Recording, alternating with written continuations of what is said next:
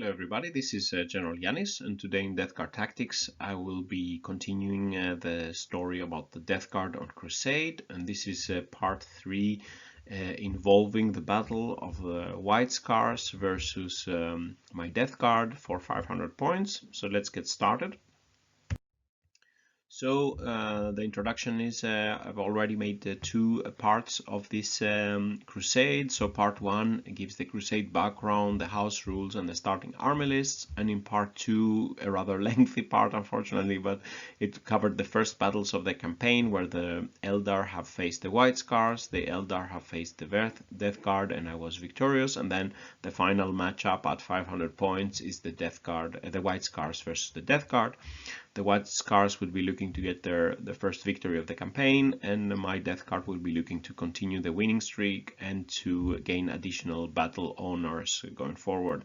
So how did it go, and did my Death Guard bring glory to the Nurgle? Let's take a look. So for the third battle, we had White Scars versus Death Guard for 500 points. And the White Scars, having regrouped from their encounter with the Eldar, they catch up with the Death Guard, and as they see the devastation that Death Guard brought to the Eldar, they are charging into the fray, and the battle commences from the White Scar and the Death Guard. And for this we selected the mission Assassinate. It's a Crusade mission, combat patrol size, 500 points, and it's played on a 44 by 30 inch board.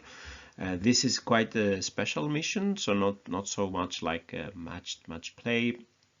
So in this one there are no objectives on the field, and there is an attacker and a defender, and the attacker basically tries to kill the defender's warlord, and the victory points are scored that if the attacker kills the opponent warlord, they get 40 victory points and the game ends. If the defender warlord survives the whole battle, the defender scores 50 victory points. And additionally, the defender can get points every turn if the warlord kills an enemy unit. Then the defender gets 10 victory points. And if the attacker manages to damage the warlord, they get 10 victory points. But basically, if you look at the scores, it's very it seems more than likely that if the attacker kills the warlord, he wins, and if the defender survives the warlord, then they win. And this cannot really change the course of the battle. So it's basically an all or nothing mission: kill or survive for the defender and the attacker.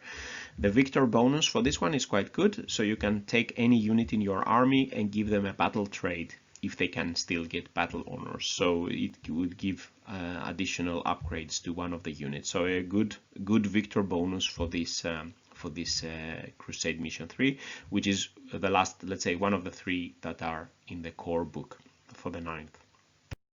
So if we look at the armies, this is the White Scar army, having already played the one battle. So it's Primaris Chaplain on a bike, 5 Assault Intercessors, 3 Aggressors, and 3 Outriders, total 495 points. The Crusade points are 3. The Chaplain, the Warlord, the Chaplain has gotten a relic and a warlord trait, so then if you use this before the battles, you have, let's say, increase the crusade points. And the aggressors here, they already are experienced. They have 9 experience points here, and they are already in the rank 2, which is blooded, and a unit starts with battle ready. They have gained as a battle honor, they have a trait that they can deny the witch ability that they rolled for. And my Death Guard, the HQ is the Plaguecaster, 5 Plague Marines armed to the teeth with 2 Blight Launchers and 1 Flail. I couldn't afford a second Flail. The Foul Blightspawn as the lead character to make the unit to improve the survivability if my units get charged, and the Plague Burst Crawler with accelerated entropy cannons. I have 4 Crusades points, 2 for the Warlord because I already selected the Arch Contaminator and the Worm Spitter as a relic. And the Plague Bear Scroller has now 2 Crusade points. It started with 1 because I used the accelerated entropy stratagem to upgrade its entropy cannons, but it has received 6 experience points, making it in the second rank. And for this I chose the battle honor. I chose to get a weapon enhancement, so the mortar I was lucky to get that it will be +1 to hit. So basically all the weapons are hitting on 4+, because we're still playing with the previous codex, and the mortar is hitting on 3+, which is really helpful going forward. So we rolled the dice, and I was lucky to choose the role. So I chose to be the attacker, and the White Scars are the defender. For combat patrols, you choose one agenda, and death card I took Kingslayer, which gives 3 experience points for a unit that kills the enemy warlord. I was thinking if I want to go and kill the warlord, let's get some extra. It is something that I would aim to be doing in any case, so it felt just in line with what I was trying to do. And the White Scars defender selected Breakthrough, which gives 2 experience points for up to 3 units that end the game within the 6-inch enemy edge, hoping to survive the attack and make with the fast units come to my side of the board. And so because I was the attacker here, I could select if I wanted to go first, which I chose here. We're starting with I started with 3 command points. The White Scars are getting 4 command points because they have less Crusade points, so you round up the difference. So they would start by 4, but they use 1 command point to use the encirclement, which allows the aggressors to start off the board and come in from turn 2. So starting with deployment, and sorry a bit about the quality of the pictures, so I will go quite fast on this. We don't have this huge studio and lighting yet to make videos of the battle, so it's just a mini report, and some of the pictures are not so high quality, unfortunately. But here is the deployment zone of the White Scars, the Outriders, the warlord, the chaplain on the bike. He has to be within 6 inches of their center, and the assault intercessors are inside the ruins and the terrain, and I don't have any line of sight to the assault intercessors. And on my deployment zone, I have placed the Plague Bear Scroller on this side, hoping to come to advance here, and then the all infantry, the Plague Marines, the Plague Caster, and the Foul Blightspawn are here ready to advance and hopefully come to the warlord.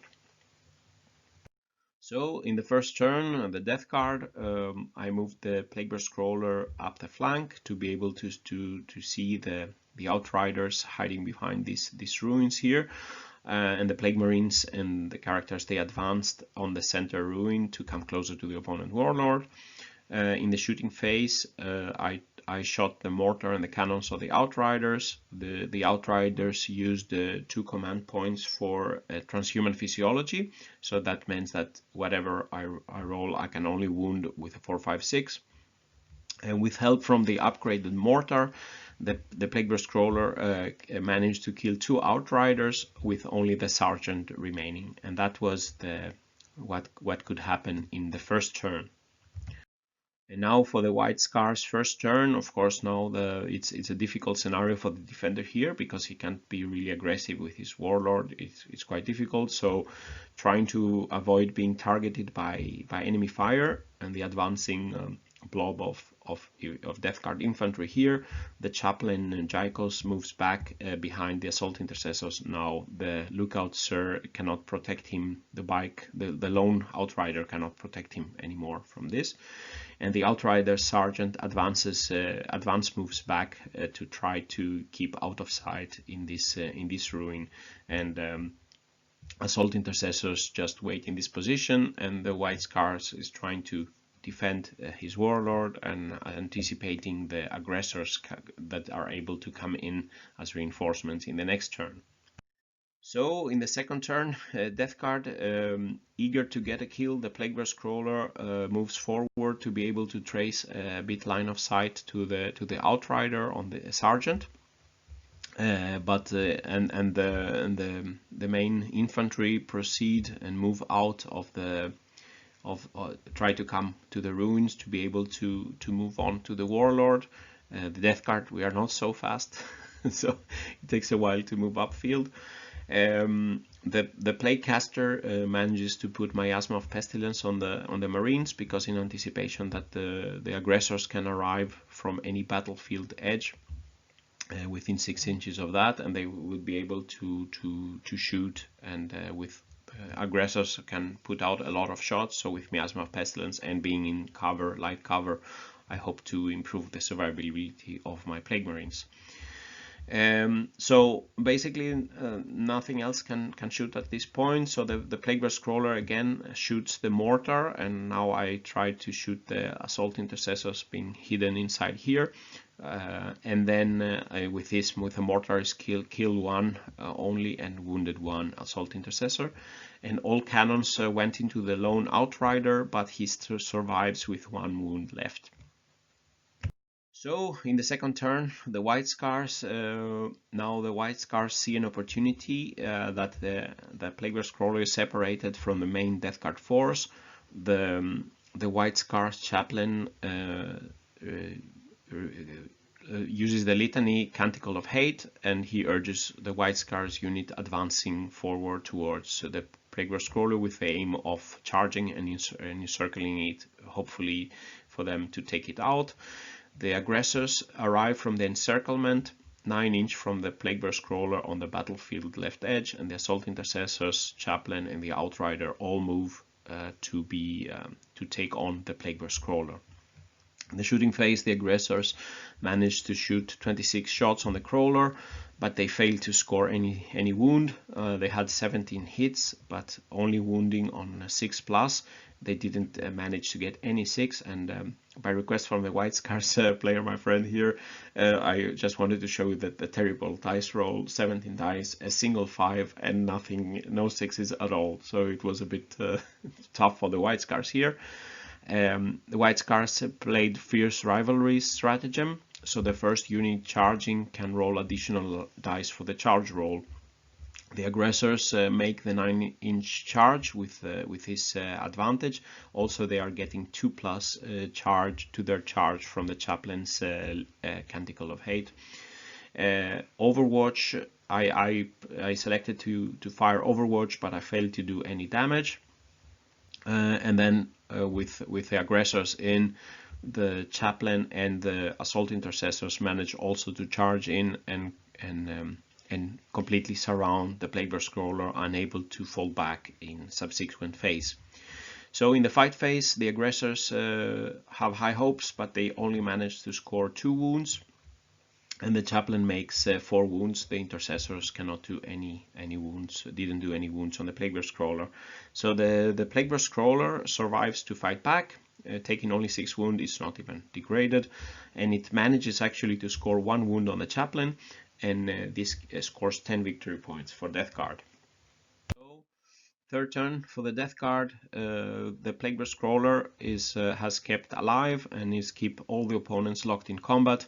The Plague Marines of the 137th, that I call them, move over to striking distance, able to see a hole and be able to charge the Chaplain.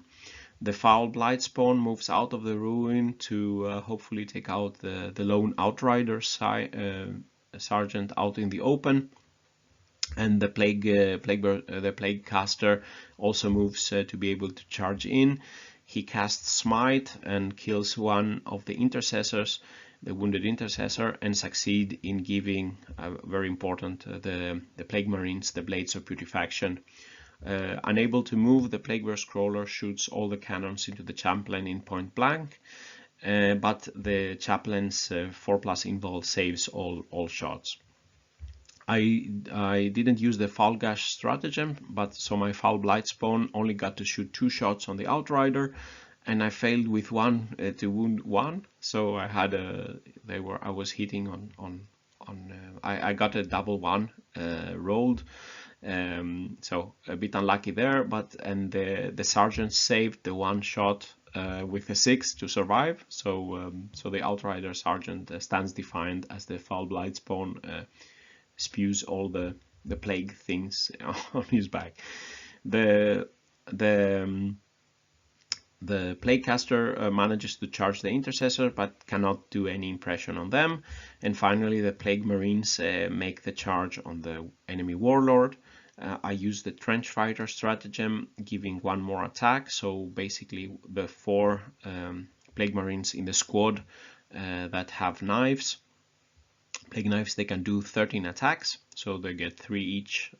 One base, 1 for charging, and 1 with the trench fighters. So 3 each, and the champion has 1 more. And the Flail of Corruption, which is a superstar, I can make 2d3 attacks, and I scored a couple of 6s with those, so I could get extra d3 attacks due to the death of the False Emperor. So the vast number of wounds in combination with the Blades of Putrefaction, wounding and re-rolling everything with the Arch Contaminator, and mortal wounds through the Blades of Putrefaction overwhelms the chaplain who's killed, and thus ending the game. So the end game, so it was a clear death card victory here. The final score is 60-0 for the death card, so managing to kill the warlord in turn 3 but failing to kill any other unit. All death card units again survived this mission, only the Plaguebear Scroller took damage. All in all, a much different game than normal games, no objective markers, that in reality made this game less interesting, and it was a bit more difficult, let's say, to for the defender in this with this low amount of units to keep, and had to be quite inactive to survive probably. And as an attacker, you can ignore pretty much a lot of damages. I mean, even if my warlord was killed, I could still, for example, just by killing one single model. So it becomes quite, yeah, it's not as tactically interesting as many other battles trying to balance objectives and so on. The White Scars came in a difficult situation, having to defend, and failing to take the Plaguebear Scroller out left the chaplain unprotected for the Plague Marines countercharge. And we discussed afterwards, probably it would have been a better tactic to put the Outriders on encirclement instead of the aggressors, keeping the aggressors inside the ruins and maybe able to shoot and protect the chaplain better. So the most important, I think, in this game was that I won the role to be the attacker, but otherwise, as I said, less interesting and less intricate battle than normally. So I'm looking forward to more interesting scenarios for the next rounds. So the end game updates. Plague Marines got the agenda. They got the Kingslayer, and they gained +3 XP. So with 1 XP more from just taking part of the battle, they earned a battle honor. And I selected to roll for a battle trait, and with a free reroll that we have as a house rule, I managed to roll a 2, so Veteran Warriors, which gives reroll hit rolls of 1 when resolving attacks with this unit. So this is excellent trait for the Plague Marines, rerolling free 1s to hit. Right now in my army I don't have anything giving reroll hit auras. The Victor bonus allowed me to select another unit to get an additional battle trait, and I chose the Plaguebear Scroller. The Plaguebear Scroller already had a high experience, and it takes a while until getting to 3rd level, so I could just immediately give it 1 more battle trait. And I rolled on the battle trait table for vehicles, not shown here, this is for infantry, but I got again a 2, and also the Plaguebear Scroller can reroll hit rolls of 1, so making it even more lethal in shooting. Already now the Plaguebear Scroller is doing a lot of damage, but now with reroll 1s to hit going forward, it's really good. And then I selected my Malignant Plaguecaster, marked for greatness. He gained +3 XP from the marked for greatness, reaching XP 5, and when he gets to XP 6 he can increase the rank, and I can give him a battle honor. For example, he could take some relic or battle trait or some better psych abilities, but I'll see when I come to that point when they are going up. So far 2 battles fought, 2 survived for every unit, and 2 victories, and I've managed to make my agendas. For the white scars, the chaplain passes the out of action roll because he was destroyed, so no additional battle scars or anything like that, and then it's marked for greatness and gains a battle honor, reaching 8 experience point, and the white scars player selected the relic Artificer Bionics, so this is quite good for the chaplain, so he's getting +1 strength, so he's already quite tough, strong hitting in melee, now with +1 strength, and he gets a feel no pain 5+, like a real disgusting resilient going forward. So he will be maybe taking lesson from this battle. The warlord now is much more prepared for the future. So post-battle narrative, so the first, the 500 points, I will not read all this, you can read it if you want. So basically the Death Guard have succeeded so far in keeping both the Eldar and the White Scars at bay, and they proceed with the plans and the warp anomaly on the moon they are on. They enter that and go on to the grander scheme of things, which we will see where that leads them going forward and what the White Scars and Eldar response will be. So, summary and final thoughts. The first round of the Crusade has been completed with 3 500-point games. So far, I've managed to secure 2 victories for Death Guard and Nurgle, and I've gotten some very good battle trades. That's probably what I'm most happy with, that I got really useful battle trades and abilities so far. So this will increase the lethality of the Death Guard, my Death Guard small combat patrol going forward. The Plague Scroller has done a terrific job in dealing and absorbing damage. The Plague Marines often delivering the crucial blow, and in the last games making the difference in the game. The Plaguecaster has been able to support the other units with the Psychic Power, the Arch Contaminator relic, and the the Arch Contaminator trait, and the Wormspeeder relic has improved the damage output of the other units. Not done super much himself, he killing not so many kills himself, but helping the others. And the Foul Blightspawn has been important, a deterrent for my units being charged, while being very potent in the shooting. He killed at least the Warlord in the first battle, but in the second one he failed the shot against the Outrider Sergeant, which also bears my name. He's called Sergeant Jannis, so maybe that's why I didn't want to kill him. So Crusade mode already from these first games is a fun way to play, which is new for me, and it's interesting upgrades, and the mechanics have been straightforward to use for most parts, and keeping track of the updates is not so difficult. So it's quite handy, and it works quite well so far. It goes up, the experience goes up quite fast, and we already have battle traits and experience for all armies going forward. So it's not like you have to play 10-15 games before you see any changes, but maybe it's going too fast. That would be my argument, that maybe if all units have crazy battle traits going forward, then yeah, maybe it goes a bit too fast, but we'll see. So of course also starting to get attached to the narrative and the units themselves. I think just naming them and playing with them, you start getting a feeling for the guy with a flail that survived the first battle, and you're starting to create some more epic stories about the models and the interaction with the opponent armies.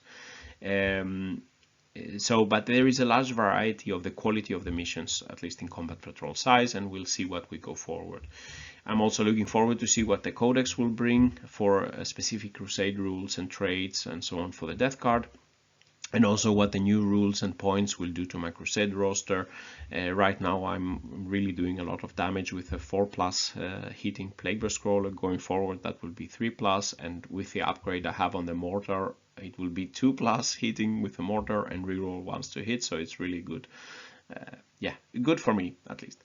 So next time the rosters will increase to 650 points, and they will have a second round of the Crusade, and the hostilities will continue. So do you think the Death Guard can hold on to the momentum?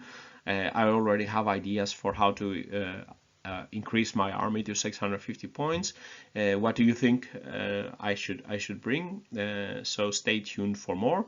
So if you like this this video, please press like and subscribe to my channel, where I will be posting more death card tactics, and you can also follow the Crusade. So with these words, General Jannis is signing out. Stay safe out there, and bye bye.